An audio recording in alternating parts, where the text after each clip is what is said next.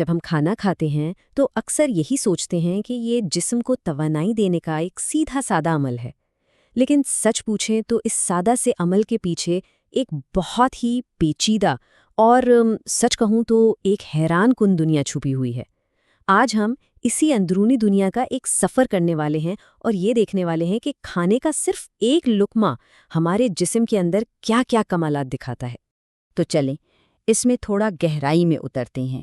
یہ سفر صرف ہاضمے کا نہیں ہے، بلکہ یہ ایک ایسی کہانی ہے جس میں ہمارا مدافعتی نظام، ہمارے اندر رہنے والے کھربوں چھوٹے چھوٹے جاندار اور وہ توانائی کی قیمت شامل ہے جو ہمارا جسم ہر نوالے کے لیے ادا کرتا ہے۔ تو آئیے سب سے پہلے اس عام خیال کو تھوڑا چیلنج کرتے ہیں کہ کھانا صرف جسم کا ایندھن ہے۔ ہم دیکھیں گے کہ یہ توانائی دینے سے کہیں زیادہ ہے اور اس کا ہمارے جسم پر کتنا گہرا اثر ہوتا ہے۔ یہ صرف پیٹ بھرنے کا عمل نہیں ہے۔ ہر بار جب ہم کچھ کھاتے ہیں تو ہمارے جسم کے اندر ایک پورا سسٹم، ایک پوری مشینری حرکت میں آ جاتی ہے۔ یہ ایک ایسی زنجیر ہے جس کی ہر ایک کڑی ہماری صحت پر اثر ڈالتی ہے، اور یہ ہمارے سوچنے سے بھی زیادہ پیچیدہ ہے۔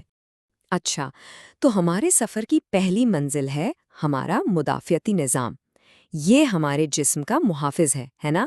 لیکن آئیے دیکھتے ہیں کہ کبھی کبھی یہی حفاظتی نظام کھانے کو دشمن کیسے سمجھ لیتا ہے اور اپنے ہی خلاف کام کرنا شروع کر دیتا ہے۔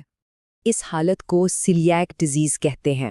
اس میں ہوتا یہ ہے کہ جسم کا اپنا دفاعی نظام گلوٹن نامی ایک عام سے پروٹین کو ایک حملہ آور سمجھتا ہے اور اس کے خلاف لڑنا شروع کر دیتا ہے۔ یہ ایک ایسی جنگ ہے جو جسم کے اندر ہی لڑی جاتی ہے۔ تو سیلیاک ڈیزیز کو سمجھنے کی چابی یہ ہے کہ یہ ایک خودکار مدافعاتی بیماری ہے۔ مطلب یہ کہ ہمارا اپنا محافظ ہی ہمارے خلاف ہو جاتا ہے، اور اس جنگ کو بھڑکانے والی چیز وہ کھانا ہے جو ہم کھا رہے ہیں۔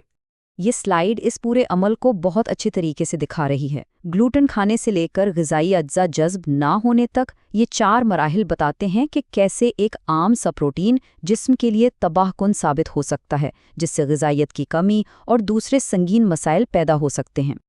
اچھا، تو اب تک ہم نے دیکھا کہ ہمارے اپنے خلیے کھانے پر کیسا رد عمل دکھا سکتے ہیں۔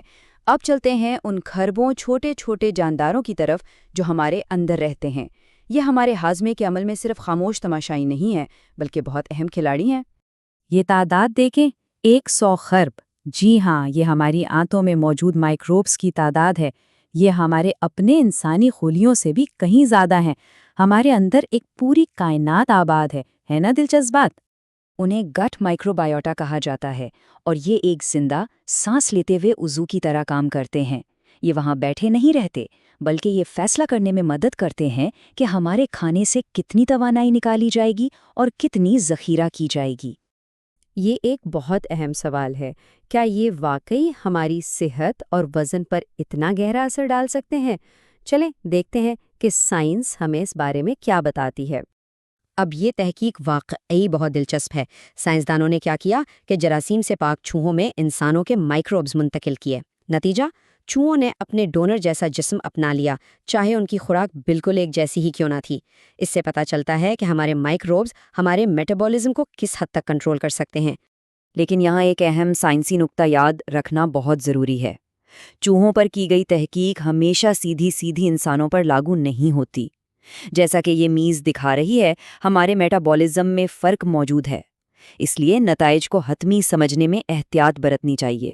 ہمارے سفر کا آخری حصہ ہے کھانے کی وہ پوشیدہ قیمت جسے ہم اکثر نظر انداز کر دیتے ہیں، یعنی وہ توانائی جو اسے ہضم کرنے میں لگتی ہے۔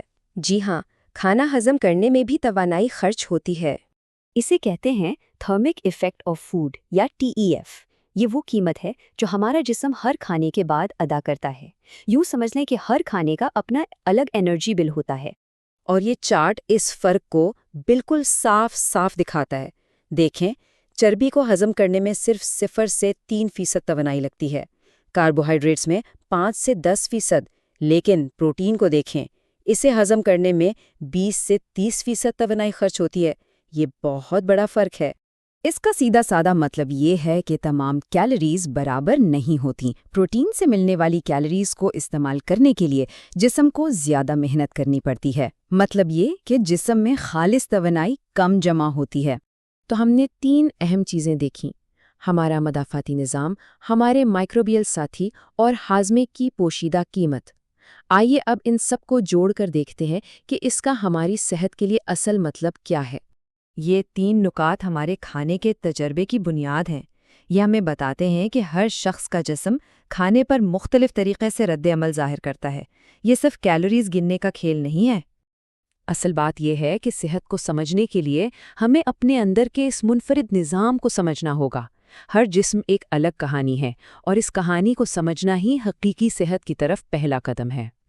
اور یہ ہمیں ایک بہت ہی دلچسپ سوال پر چھوڑ جاتا ہے۔ اگر ہر انسان کا اندرونی نظام اتنا مختلف ہے تو کیا کھانے کا مستقبل ذاتی نوعیت کا ہوگا؟ یعنی ایسی خوراک جو ہر فرد کے منفرد حیاتیاتی نظام کے مطابق بنائی جائے گی؟ اس پر ضرور سوچیے گا۔